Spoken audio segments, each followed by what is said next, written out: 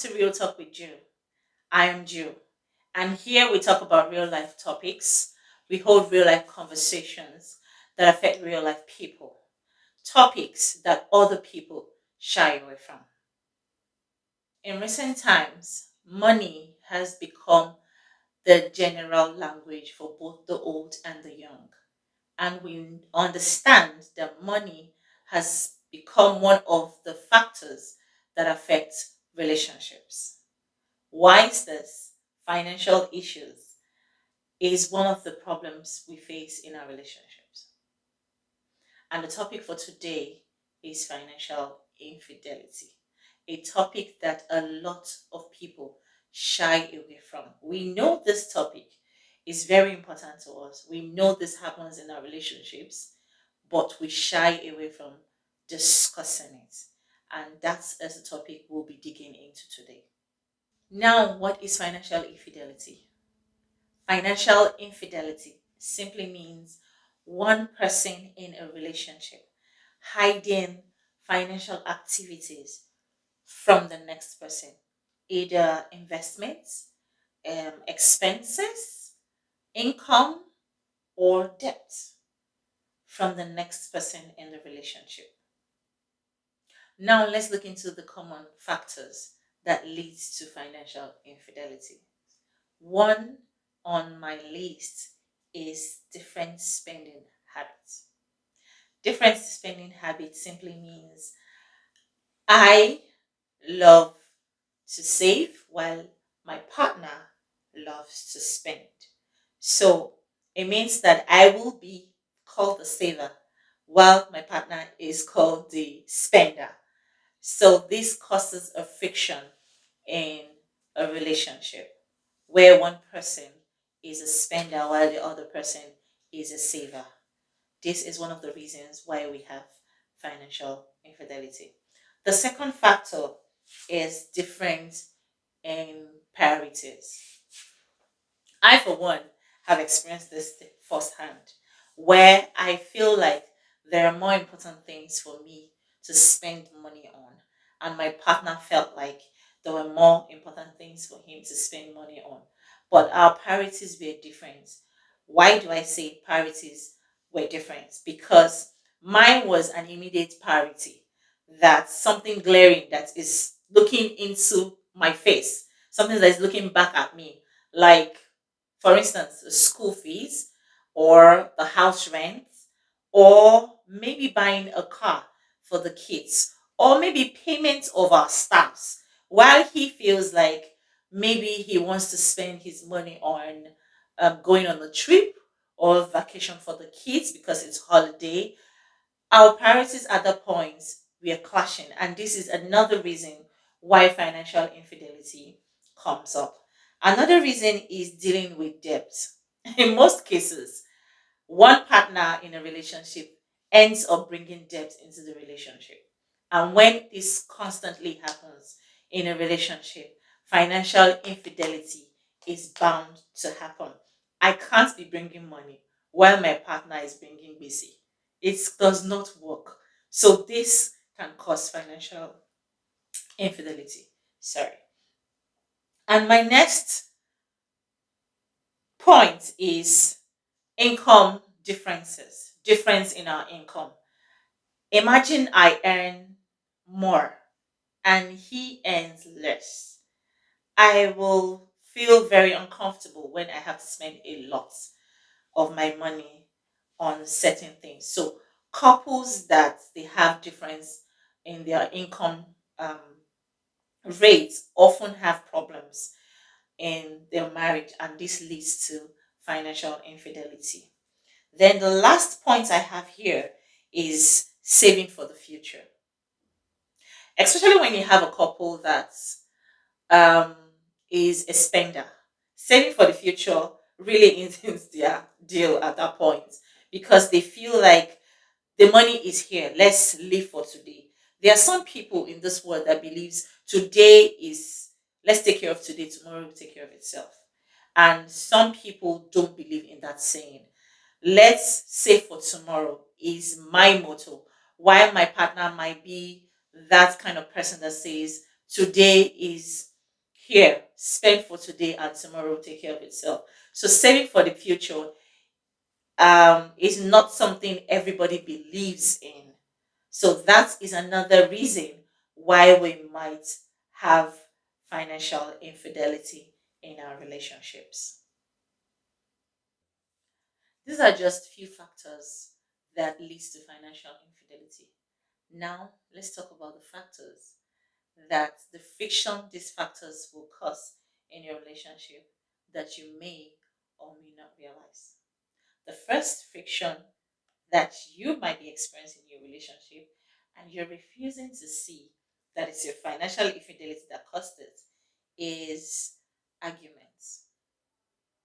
When couples keep financial infidelity, when they start hiding things from themselves, especially expenses or income, they tend to argue a lot. The truth is, when you keep secrets about your finances from me, I know. Your partner knows. We all know, especially for the women. Men, we know. But we just keep quiet because we feel we should give you the privacy. But most times it doesn't go down well with us. Why? Because we are your partner. And we feel like we should share all that comes in and all that goes out. We're a team, right? Even if I am a partner that spends a lot, the spender, I feel like at some point in our relationship, something happened and there's a shift. And once I feel there's a problem in my relationship with you, we would tend to have more arguments. So, this financial infidelity, one of the problems it might cause in your relationship is you argue a lot. We refuse to talk about the fact that I know you have a lot of money and you don't want to give to me. But you are saying, I don't have money for this. And instead of me to just confront you straight to say, you have money and you don't want to give me, maybe because I'm a spender, because I'm refusing to accept that this is my fault, I tend to start arguing with you on situations, things that are not important. Most times, it is not something that makes sense. But why I might be arguing with you at the point might not just because of what you think I'm arguing with you about. It might just be because I know that you have the money and you will not give to me. So arguments will occur more often in your relationship if there is financial infidelity. And the second point I have here is resentment. Hmm. Imagine I am earning more than my partner, and my partner comes up with ridiculous bills. And I know how I work my ass off at work to earn my pay.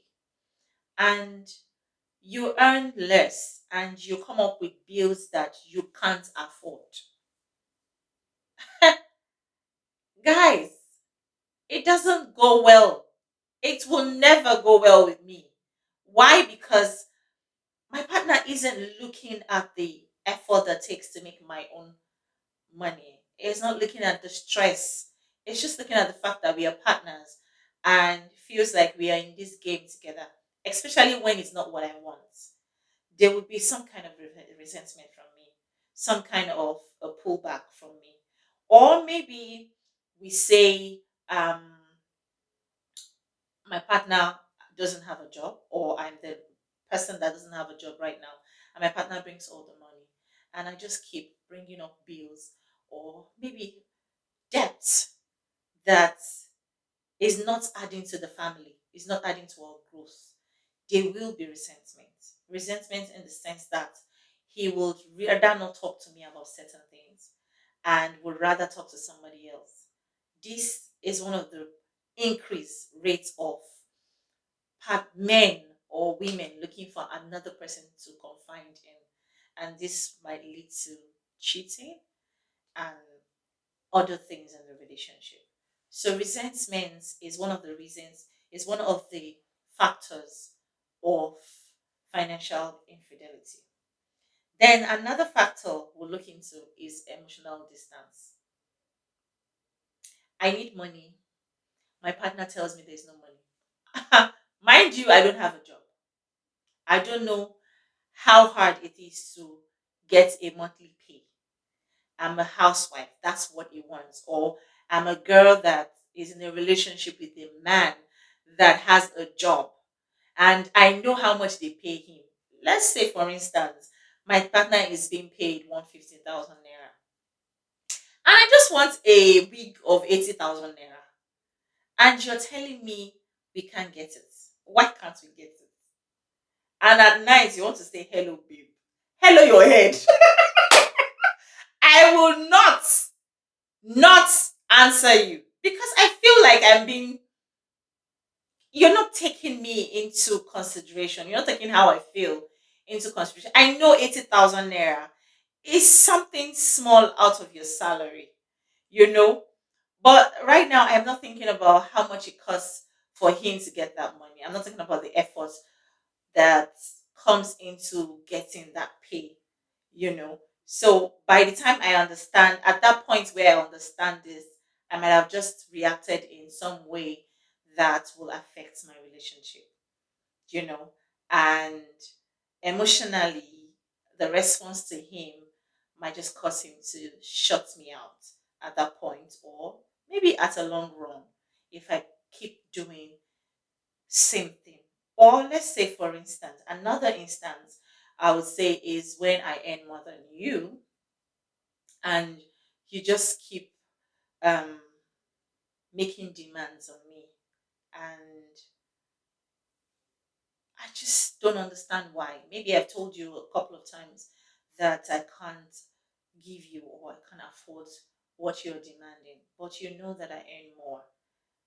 Some points you will be distanced, there will be an emotional distance. Why? Because you're not feeling satisfied in the relationship, especially when it comes to finances.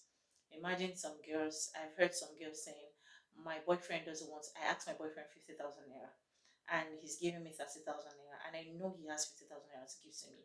And I've heard some men will say, because my wife is earning more, she feels she can disrespect me in the house.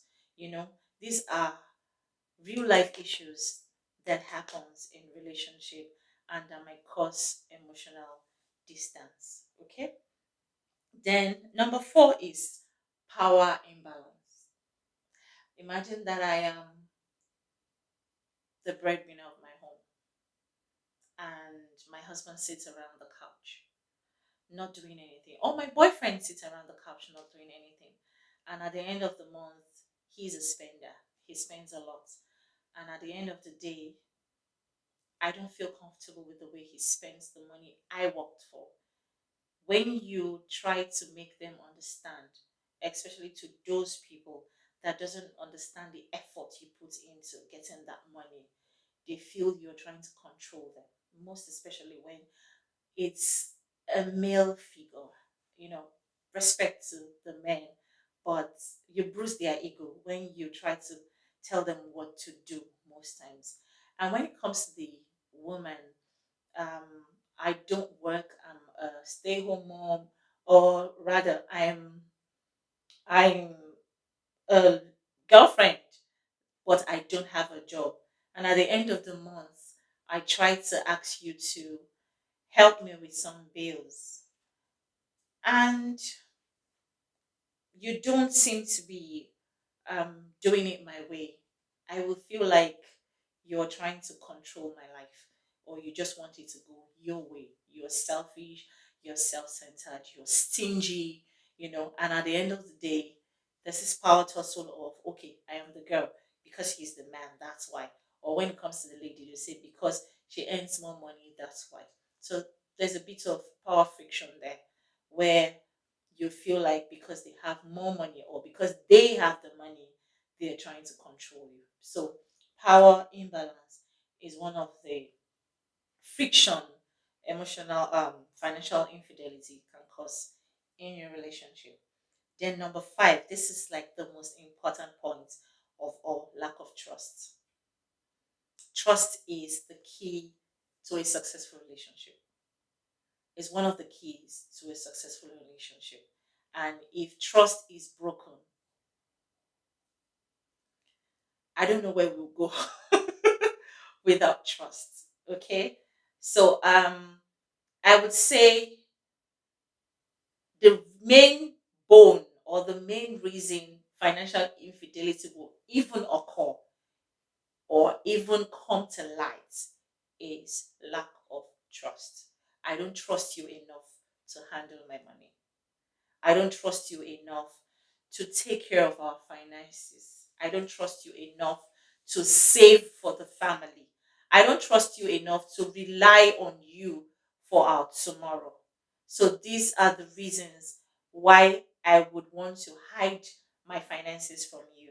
These are the reasons I would want to lie to you about my investment, because tomorrow you might just stand up and put me inside one busy, one debt, and say, "Oh, we have a house somewhere, let's sell."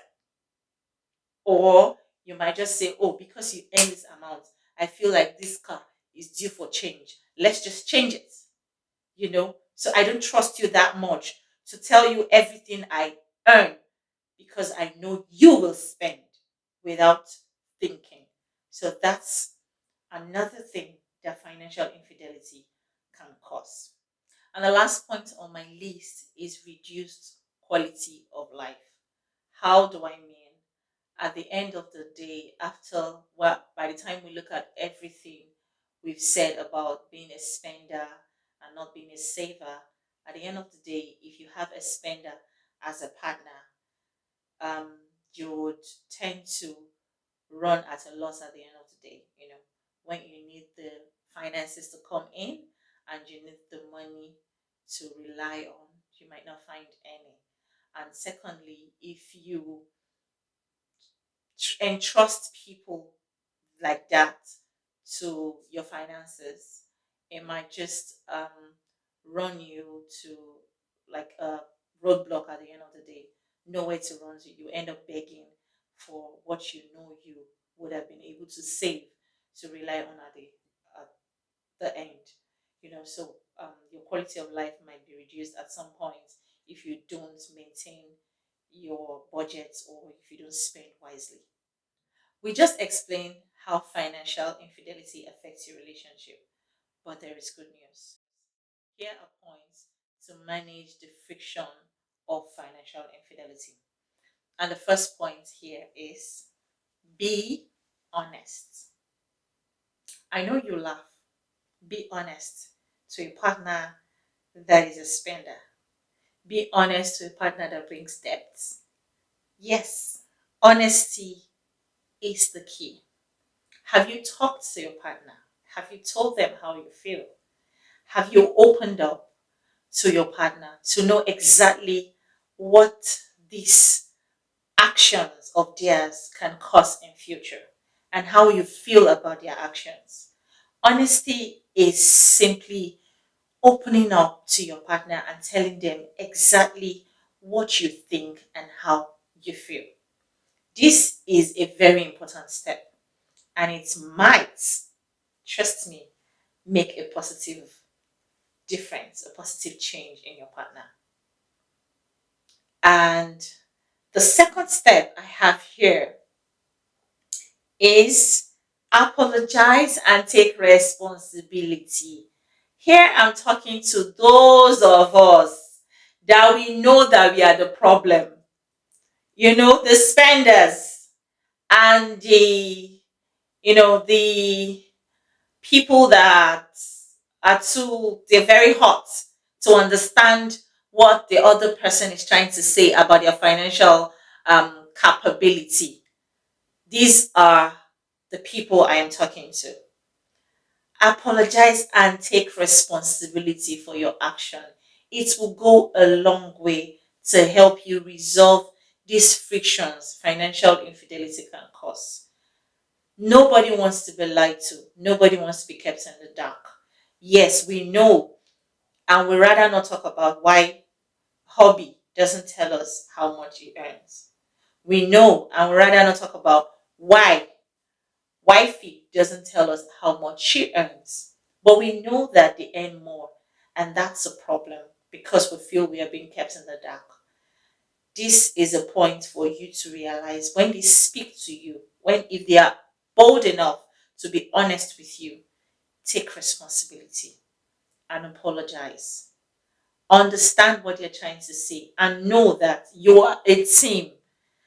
You are a team and it is your problem. Together is the key. Both of your problem to solve your financial capacity or to handle your financial capacity, you know. And the next topic, the next point I have here is create a financial plan together. After you've come to a conclusion or an agreement that, oh, yes, I know I'm at fault, and I know, okay, this is what I feel about how you spent the money and about how you've been keeping your finances away from me and why you've been keeping your finances away from me. Next step is to create a financial plan together. Come to an agreement. Oh, I feel that at this point and this point in our lives and in our relationship, we should be able to get this. And maybe, yes, if it's possible, we check our finances, how much has been coming in, how much can we save, and how long can it take us to get what you want to get. If it's possible, why not? Coming up with a financial plan together will actually help both of you to manage your finances together, and there will be no need for financial infidelity. Another point I have here, which is one of the most important points of all, is build your trust again. Try to rebuild your trust because the initial problem is lack of trust. Now you have to work back your way into trusting yourself to be able to fall into your arms where and expect the next person to catch you. What did I say? You have to rebuild your trust again. Learn to fall and allow them catch you. Okay? And for you that has the problem, for those of us that are the problem, please learn to accept your mistake and allow your partner, help your partner trust you again. Help them trust you again. This is another step we can use to resolve the friction of financial infidelity in our relationship. The fifth one is seek help if needed. If you know that you have a partner, there are some partners that, let me come this way, there are some partners that um, are addicted to gambling. You know, there are some partners that um, their spending urge is from a problem that has not been an issue that has not been solved. Find help for them. Don't just leave it that way or just talk to them and walk away. Seek help together for that person.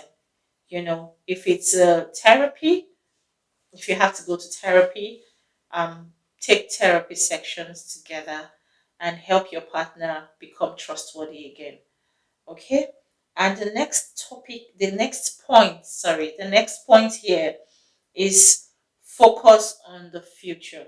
Leave the past. Let the past be the past and focus on building a brighter and healthier future together. This will help you a lot. Dwelling in the past will only open wounds that you will keep hurting yourself from.